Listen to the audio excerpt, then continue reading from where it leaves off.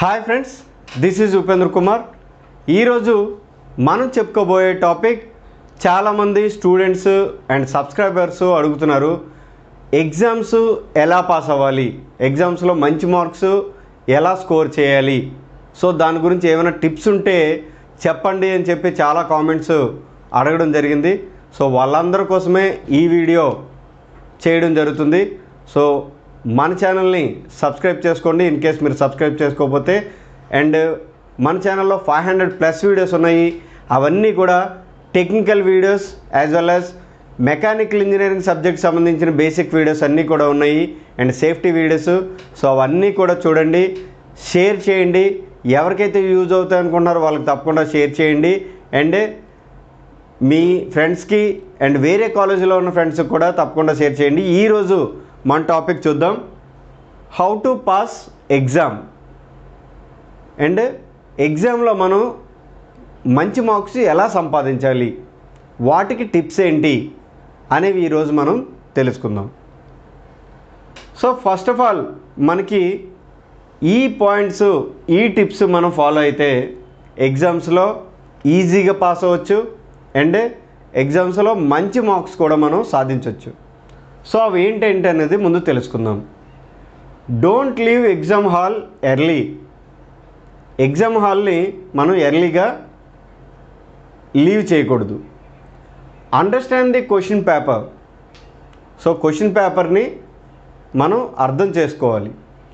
Start attempt questions what you know better first. So మీరు ఏవైతే questions బాగా వచ్చాయి అనుకుంటున్నారో వాటిని ఫస్ట్ అటెంప్ట్ చేయాలి.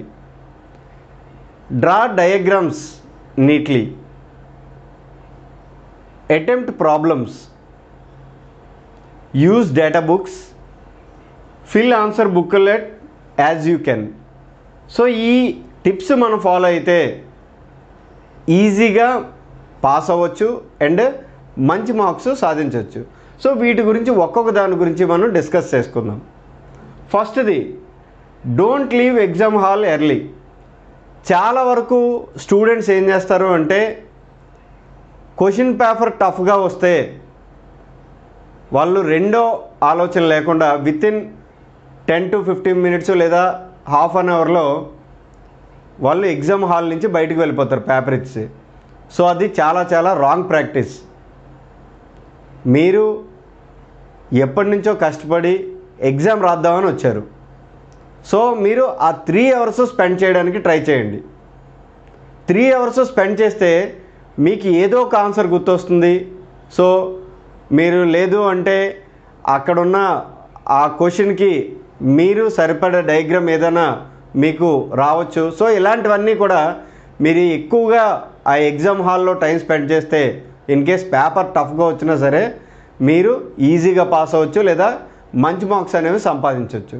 సో అందుకోసమే ఎప్పుడు ఎగ్జామ్ హాల్ని ఎలా టఫ్గా వచ్చింది పేపర్ అని చెప్పగానే వెళ్ళిపోకూడదు. చాలా వరకు 60% ఆఫ్ ది స్టూడెంట్స్ పేపర్ టఫ్గా వస్తే ఇచ్చేసి వెళ్ళిపోతారు పేపరు. సో అలా చేయకూడదు.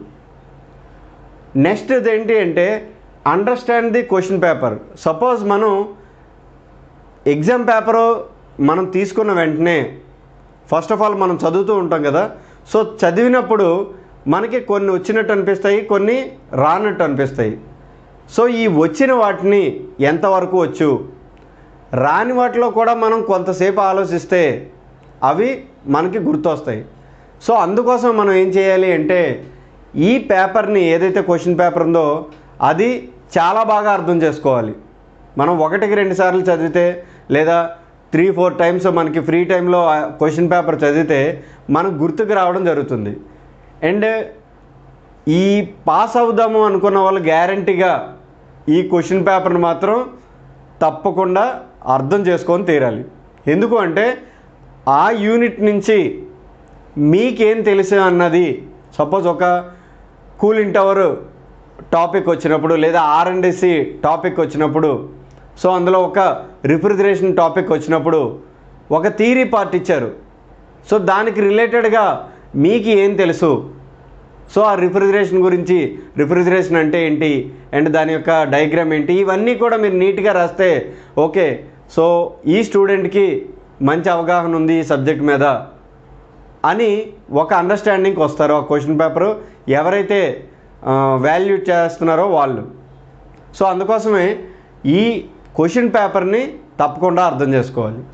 నెక్స్ట్ ఏంటి, start attempt questions what you know better first. Suppose మనకి క్వశ్చన్ పేపర్ ఇచ్చినప్పుడు ఒక అవుట్ ఆఫ్ 8 క్వశ్చన్స్ 3 క్వశ్చన్స్ బాగా తెలుసు, 2 క్వశ్చన్స్ కొంచెం నార్మల్గా తెలుసు. సో అలాంటప్పుడు మనం ఏం చేస్తాము అంటే ఫస్ట్ యూనిట్లో క్వశ్చను అంతగా మనకి ఫస్ట్ రాకపోయినా మనం ఏం చేస్తాము అంటే ఫస్ట్ క్వశ్చన్ స్టార్ట్ చేస్తారు. సో ఫస్ట్ క్వశ్చన్ ప్రజెంటేషన్ అంత బాగా ఉండదు, కానీ థర్డ్ యూనిట్ క్వశ్చన్ మీకు చాలా బాగా వచ్చు. ఓకే, సో మీరు ఫస్ట్ యూనిట్ క్వశ్చన్ ఫస్ట్ రాసి అంతంత మాత్రంగా థర్డ్ యూనిట్ది తర్వాత రాస్తే ఎగ్జామ్ ఎవరైతే ఎవాల్యుయేట్ చేస్తున్నారో ఆ పేపర్ ఎవాల్యుయేట్ చేసిన వాళ్ళు ఎలా ఇంప్రెషన్ వస్తుంది అంటే ఫస్ట్ క్వశ్చన్ చూడగానే ఓకే వీళ్ళకి ఎగ్జామ్లో మంచి మార్క్స్ వస్తాయి, సో ఎగ్జామ్ మీద మంచి పట్టుంది సబ్జెక్ట్ మీద అని చెప్పి వాళ్ళు థింక్ చేసుకుంటారు.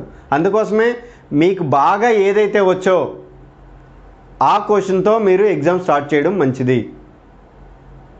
ఏదైతే కొంచెం తక్కువ వచ్చో దాన్ని తర్వాత రాసుకోవడం మంచిది.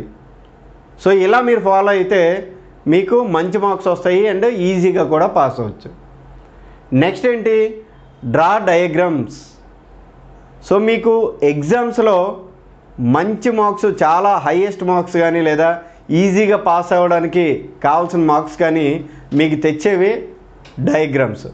ఎందుకంటే మనం రాసే మ్యాటర్కి ఈ డయాగ్రామ్స్ అనేవి 30% యాడ్ అవుతాయి.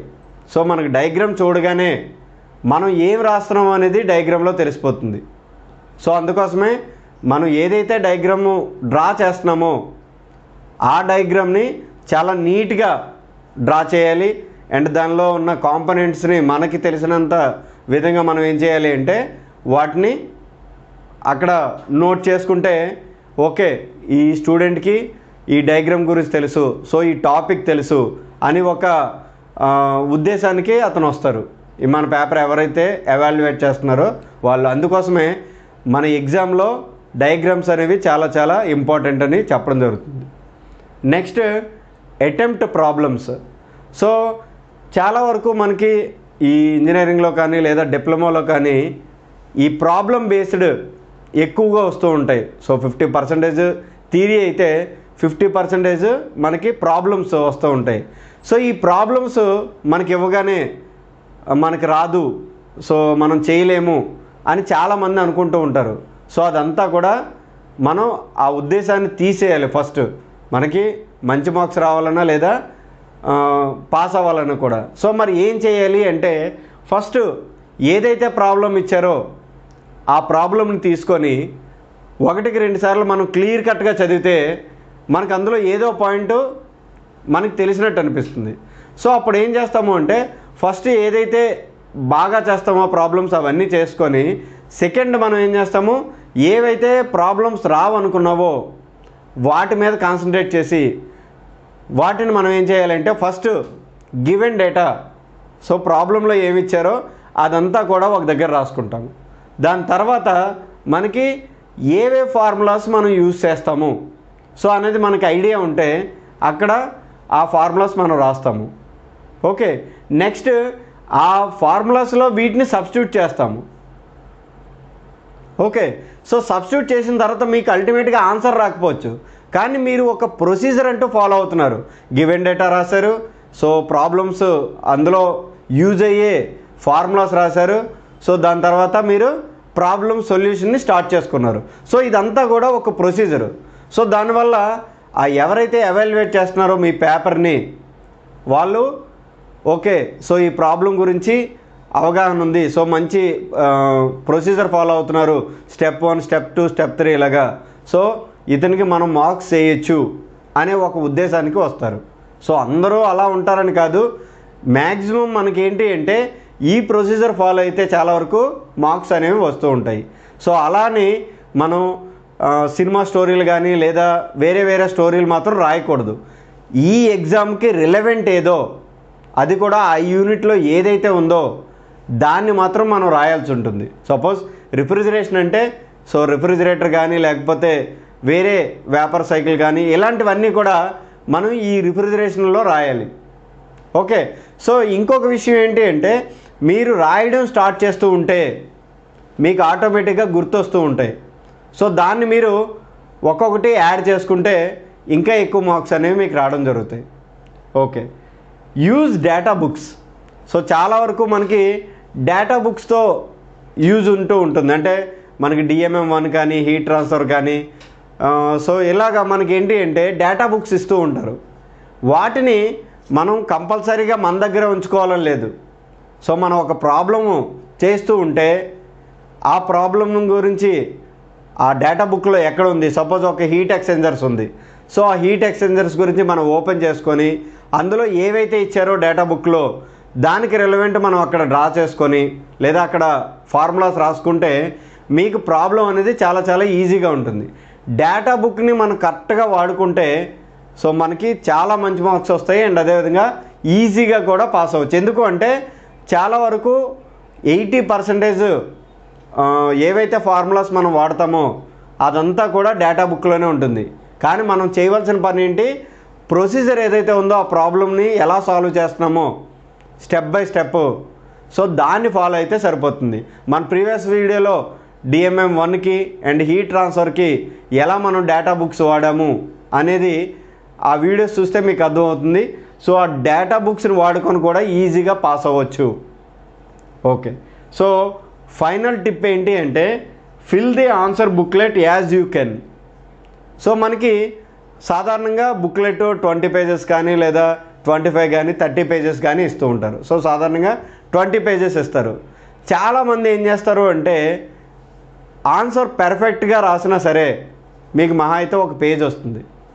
సో ఒక పేజీకి అక్కడ ఎవాల్యుయేట్ చేసే ఇన్విజిలేటర్ ఏంటి అంటే ఏ ఉద్దేశంతో ఉంటారంటే ఇక్కడ 8 మార్క్స్కి ఒక పేజే రాశారు, సో ఇతనికి ఫుల్ మార్క్స్ ఇవ్వచ్చా లేదా అనే ఒక డౌట్తో ఉంటారు.